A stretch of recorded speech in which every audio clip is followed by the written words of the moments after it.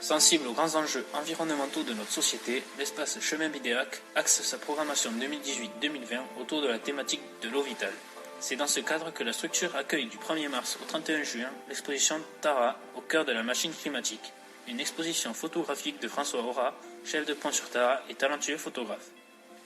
3 classes de CM2 et 6e des établissements scolaires de Saint-Palais sont partis à la rencontre de François Aura.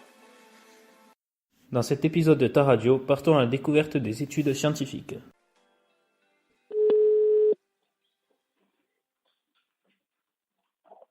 Allô ?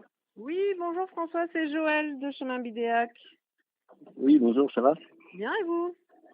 Oui, ça va. Vous êtes en haut-parleur et cette conversation est enregistrée. D'accord, bonjour à tous les élèves. Alors, j'ai un groupe de... Est-ce que déjà vous pouvez nous dire où est-ce que vous êtes en ce moment ? Alors là, on est à Lorient en ce moment. À Lorient. Le bateau est à Lorient en fait. On a sorti le bateau pour faire un arrêt technique, pour faire des réparations sur le bateau. D'accord. Donc voilà, il y a pas mal de travail à faire dessus, d'étanchéité, il y avait de l'eau qui rentrait un peu partout.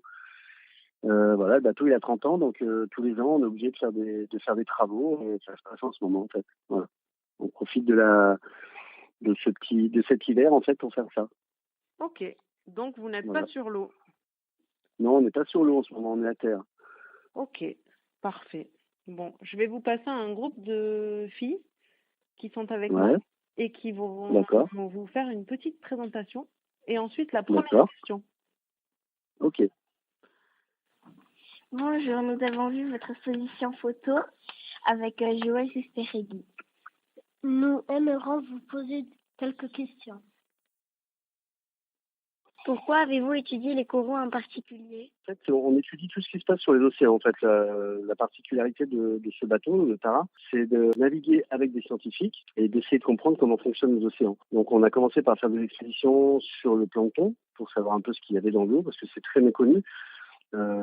Les océans, ça va jusqu'à parfois 8000 mètres de profondeur. Donc personne ne connaît en fait ce qui se passe sous l'eau et il se passe plein de choses en fait aussi, autant dans les océans que dans les forêts. Et donc le but des scientifiques c'était d'étudier les coraux cette fois pour essayer de comprendre parce que les coraux vont pas très très bien en fait avec le réchauffement climatique. Il y a des endroits où ils sont en bon état, des endroits où ils sont pas en bon état. Donc le but de l'expédition c'était de comprendre pourquoi en fait. Bonjour, je m'appelle Amaya. Bonjour. Pourquoi le corail est-il si peu résistant au changement ? Le corail, je suis pas scientifique, donc j'ai peut-être pas une réponse tout à fait exacte. Le corail, c'est un animal, donc il est très fragile par rapport aux différences de température et par rapport à l'acidité de l'eau. Donc c'est un peu comme nous, quand on respire de l'air qui est pollué, on a tendance à tousser ou à faire des allergies. Le corail, c'est exactement pareil. Quand il fait trop chaud, on transpire, on n'est pas bien, et quand il fait trop froid, on a froid et il faut se couvrir. Le corail, il réagit comme un animal. Donc dès qu'on lui met des contraintes, il est soit il meurt, soit il résiste, mais il est très très fragile en fait. Et il dépend de l'algue, il dépend du calcaire. Si l'algue elle meurt, le calcaire est blanchi. C'est assez complexe, mais vu que c'est un animal, scientifiquement, il faut qu'il ait un milieu très sain en fait pour vivre. Bonjour. Sous quelle forme Bonjour. Déchets plastiques dans les eaux ? Un peu toutes les formes en fait, ça dépend du temps qu'il a passé dans l'eau en fait. Donc quand on navigue, on voit un peu de tout, on voit des bouteilles qui sont des bouteilles en plastique qui sont entières, qui arrivent directement quand il y a des crues par exemple dans une ville, quand on passe aux abords d'une ville, s'il a plu une semaine avant, tous les déchets vont partir dans la mer, donc là ils vont pas être décomposés. Par contre, on a fait des traits de filet, on traîne un filet qui s'appelle le manta. Et là, on récupère des déchets plastiques qui sont tout petits en fait, qui c'est du microplastique en fait. Il est presque invisible. Donc là, il est déjà en état il est décomposé en fait. C'est ce qu'on appelle du microplastique. À quel endroit de l'océan Pacifique avez-vous prélevé du corail ? Ouh là là. Alors là, on a fait tout le tour du Pacifique. Donc, on est allé dans les endroits où il y avait le plus de corail au monde. On a commencé par la Polynésie. On a commencé par Panama. Donc, après le canal de Panama, il y a des îles qui s'appellent les îles Las Perlas. Et donc là, on a commencé à faire des prélèvements. Après, on est allé sur Malpelo, en Colombie. Après, on est allé en Polynésie. Après, on a fait toute la grande barrière de corail en Australie. On a fait la Nouvelle-Calédonie aussi, Chesterfield. C'est des îles qui sont entre la Nouvelle-Calédonie et l'Australie. Voilà, on a fait un peu tous les endroits où il y avait des grosses concentrations de corail, en fait. C'est pas forcément les endroits où le corail est en meilleur état, hein, c'est les endroits où il y en a le plus, en fait. Comment faites-vous pour planter du corail? Pour le planter, alors il y a des systèmes qui s'appellent le bouturage. C'est comme les plantes. On casse le corail, on le rattache après un morceau de pierre, de la roche, et il va pousser. Et en fait, il va fabriquer du calcaire et il va se fixer sur le. Mais ça, on n'a pas fait ça. Hein. Ça, il y a des laboratoires qui font ça, qui replantent des morceaux de corail dans des endroits où il n'y en a plus beaucoup. Et on a vu beaucoup aussi au Japon des récifs artificiels. Donc les gens fabriquent des récifs en béton, ils les mettent dans l'eau et ils réimplantent du corail dans des endroits où il n'y en avait pas. Dans quel état est le plancton lorsque vous le ramassez? Alors quand on ramasse le plancton, il est vivant. Donc on a la chance de pouvoir voir du plancton au microscope, au bouger, des larves de méduses, tout ce qui est petit en fait, c'est assez des larves de poissons. Enfin tout ce qui est plancton en fait, on le voit vivant. Après on le met dans des congélateurs, donc forcément il meurt. Mais au moment où on le récolte, en général, il est vivant. À quelle profondeur le filet descend-il pour faire les prélèvements?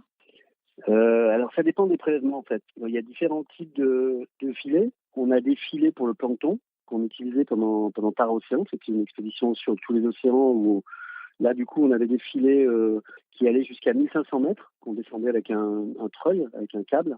Là sur la dernière expédition qu'on a fait et sur les expéditions où on récolte le plastique, ce sont uniquement des filets de surface. C'est des filets qu'on traîne derrière le bateau en fait. On les descend pas en profondeur. On récolte le plancton, le plastique, tout ce qu'il y a en surface. Et la surface, c'est entre 0 et 1 mètre environ. Et nous, on avance à une vitesse régulière pour pas abîmer le filet. Les filets ils sont assez fragiles en général, donc il faut pas aller trop vite. Et ces filets restent en surface en fait. Voilà. Et après, on récupère ce qu'il y a dans le filet sur le bateau et on analyse les échantillons dans les laboratoires. Combien de temps laissez-vous le filet dans l'eau et à quel moment de la journée? Ça dépend en fait, ça dépend de ce qu'on veut récolter en fait. Si on veut récolter du plastique, en général on le fait 2 fois par jour. C'est des filets qu'on fait en général vers midi ou le soir à la tombée de la nuit. On fait 2 filets par jour parce qu'après il y a beaucoup de travail de tri en fait. Parce que quand on fait un filet, on peut pas faire des filets toute la journée. Parce que sinon les scientifiques ils passeraient leur nuit à faire des échantillonnages. Après il faut mettre tous les échantillons dans des petites éprouvettes. Il faut filtrer l'eau et donc c'est très très long quoi. Il y a un gros travail après le filet. Donc en général on fait 1 ou voire 2 filets dans la journée et des fois on en fait la nuit parce que la nuit le plancton remonte en fait et là il y a des filets intéressants à faire parce qu'il se passe des choses la nuit aussi dans les océans. Donc voilà. Avez-vous déjà des résultats d'analyse? Alors les résultats des analyses, on a pas mal de résultats sur l'expédition Tara-Océan. Là, il faudrait aller sur les sites internet de Tara-Océan pour voir exactement tous les résultats. C'est encore en train d'être analysé. Il y a 10 ans de travail. Après une expédition de 3 ans, il y a à peu près 10 ans de travail dans les laboratoires pour tout analyser. Parce qu'on a fait, je crois, sur Tara-Océan, on a récolté 36 000 échantillons de plancton. Donc ça va dans différents laboratoires. Ça va au génoscope pour étudier toute la génomie. Et puis ça va dans d'autres laboratoires pour les bactéries, pour les virus. Donc c'est très très long. Donc il y a pas tout n'est pas sorti encore. On est encore en train de chercher dans les laboratoires. Ok, bon, c'est parfait. Bon, c'est sympa. Merci beaucoup. Ils vont vous dire de rien. Au revoir tout le monde. Au revoir. Merci beaucoup. Merci. Au revoir.